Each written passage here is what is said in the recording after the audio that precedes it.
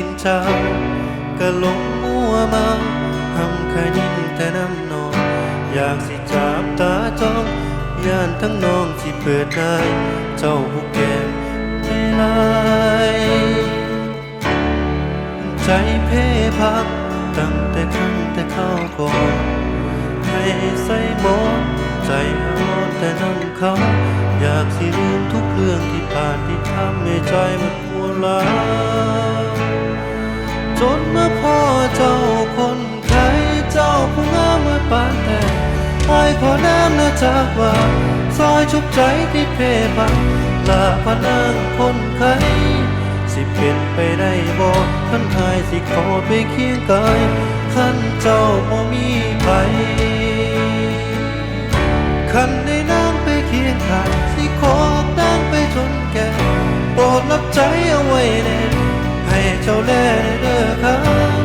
ยามหนาวให้กะสิกอดยามนอนให้กะสิหอ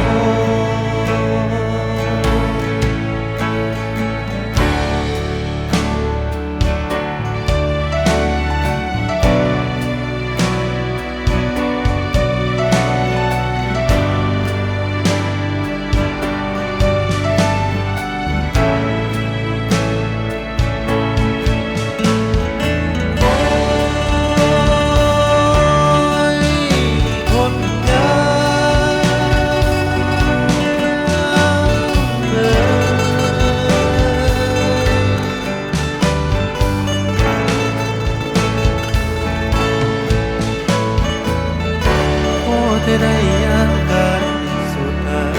ลิ้นเจ้าก็หลงมัวมาทำขยินแต่น้ำนองอยากสิจับตาจ้องย่านทั้งน้องที่เปิดหน้าเจ้าผู้แก่เวลาโอ้ยเจ้าผู้งามเมื่อปานแต่อ้ายขอน้ำนะจากว่าซอยชุบใจที่เพพังลาพนังคนไข้สิเป็นไปได้บ่ท่านทายสิขอไปเคียงกันขันเจ้าบ่มีไผ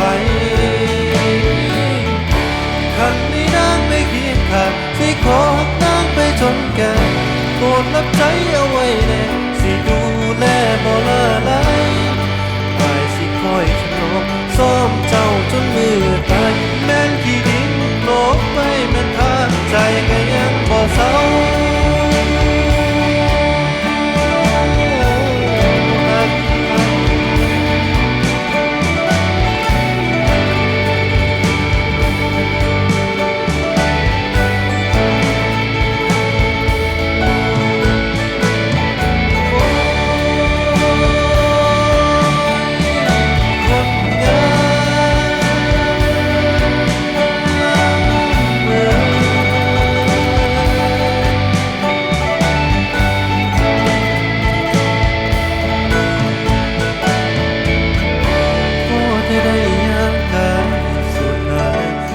เจ้า